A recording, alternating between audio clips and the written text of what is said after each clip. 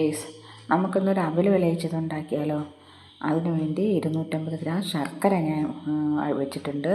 പിന്നെ എൻ്റെ കയ്യിലുള്ള സാധനങ്ങളെല്ലാം കൂടെ വെച്ച് നമുക്ക് ചെറിയ രീതിക്കൊരു അവൽ വിളയിച്ചത് ഉണ്ടാക്കാം. അതിനു വേണ്ടി തേങ്ങ തിരിഞ്ഞ് വെച്ചിട്ടുണ്ട്.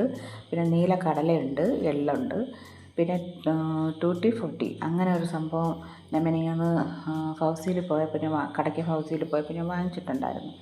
അപ്പോൾ അത്യാവശ്യമുള്ള സാധനങ്ങൾ മാത്രമേ എൻ്റെ കയ്യിലുള്ളൂ. അണ്ടിപ്പരിപ്പില്ല, പിന്നെ ഇതുണ്ട്, മുന്തിരിയില്ല, പിന്നെ കപ്പലണ്ടിയില്ല. ഇങ്ങനെയുള്ള സംഭവങ്ങളൊന്നും എൻ്റെ കയ്യിലില്ല. അപ്പോൾ ഉള്ള സാധനങ്ങൾ വെച്ച് നമുക്ക് ചെറിയ രീതിക്കൊരു അവൽ വിളയിച്ചത് ഉണ്ടാക്കാം. അതിനുവേണ്ടി പാൻ വെച്ച് ഞാൻ അതിൽ ഉള്ള സാധനങ്ങളെല്ലാം വെച്ച് തേങ്ങയും ടൂട്ടി ഫ്രൂട്ടിയും ഇതെല്ലാം വെച്ച് ഞാൻ നെയ്യിൽ വറുത്ത് വെച്ചിട്ടുണ്ട്.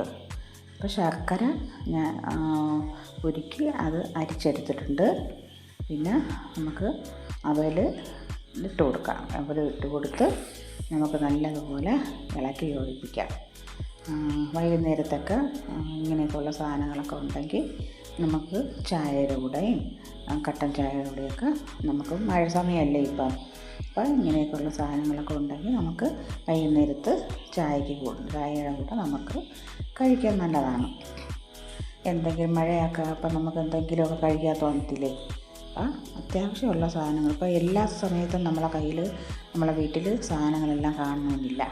അപ്പോൾ ഉള്ള സാധനം വെച്ച് നമുക്ക് ഉണ്ടാക്കാം.